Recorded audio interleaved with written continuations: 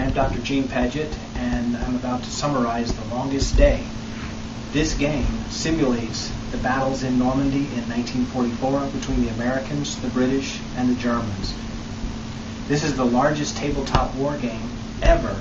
It encompasses the entire region of Normandy, all the way from Caen, all the way around to Avalon in northwestern France. A few points of interest are as follows. Here is Omaha Beach. Those of you that have seen the movie Saving Private Ryan, remember the excellent beach scene from Omaha Beach? This is where that happened. Some of you have also seen the Band of Brothers about the 101st Airborne. Around the peninsula, closer to Cherbourg, in here is where the 101st and its sister airborne division, the 82nd, dropped. Right now, as you see this is the 8th of July, 1944. This is the position of the Allied and German armies as of that time. It's very close to the actual position of the armies at the time. The American armies are in the greenish yellow. The German armies are in gray across the front, and the British and Canadian armies are in the light brown. The British armies are still in a fight over the major town of Caen, that's C-A-E-N, which is a major objective.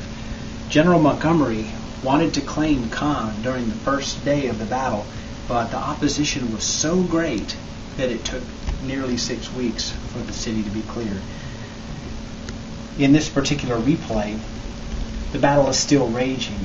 The German troops and the British and Canadians are separated by a major river, and the fight goes on. The fight is going to break forward in the near future when the Allies use carpet bombing to destroy the entire German front here. But that can't happen until the weather clears. During this period of July, the overcast is so thick that the heavy bombers can't make it across and find their targets without bombing American and British troops. Here on the American front, there's been a great push. The Americans have just taken the town of Saint-Lô, which was a major objective during the time as well. The Americans are in possession of this town. The circular pieces you see here are divisional identifiers, headquarters, and also supply pieces that go along with them. So the American pieces and units that are present here are the 1st Infantry Division, the Big Red 1, the 9th Infantry Division, the 83rd Infantry Division, the 2nd Infantry Division, and the 29th. These are organized into 2 corps, the 7th and the 5th here. And these are the units that just took Saint-Lô. There's a fight over here closer to the outside of the peninsula, and that is between the American 4th Infantry Division and 2nd and 3rd Armored Division of the 19th Corps and the German 91st Division.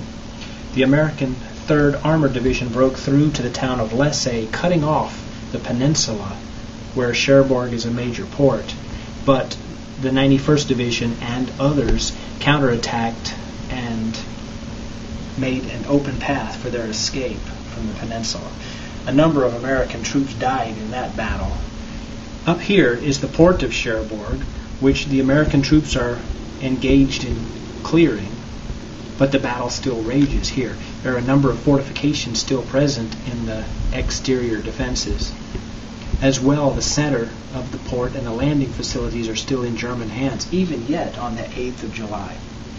This is the largest war game on a tabletop ever constructed. It was published in 1979. It has over 2,000 named cities and towns on this map board, and at present there are 1,300 counters representing companies, battalions, batteries, regiments, and armored units of the different nationalities. To show what's going to happen in the near future, there are a number of German divisions on the south side of the map board that are making their way, mostly on foot, towards the battlefield. It's a race between the breakthrough goals of the American troops, which are trying to break through and isolate the peninsula and take the rest of Normandy, versus the racing Germans, again mostly on foot, trying to seal the gaps.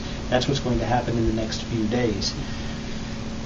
As soon as the weather clears, the front is going to move significantly. A couple of the other things that go along with the game here are the organization cards. This is why you need so many tables for this game to work. This is an order of battle for the German troops, a significant number of pieces. An organization chart for the aircraft and for the Navy, for the Allies, as well as one of two arrival charts for the Allies. Over here, far behind me on yet another table, is the day-by-day progression chart of the Allied reinforcements. It takes 10 days for a unit to organize, cross the channel, and arrive in France. The Allied entry schedule here is 2 entire pages worth of units. So the unit density on this game is incredible. It takes about 2 hours to finish a turn from both sides. However, the campaign goes all the way through the 31st of August, and by that time the Allies should be expected to break out off of this map board somewhere and break out into open territory in France. I am Dr. Gene Paget. This is the longest day, the most extraordinary large form game I have ever played. I'm very happy I've done this, and I recommend it.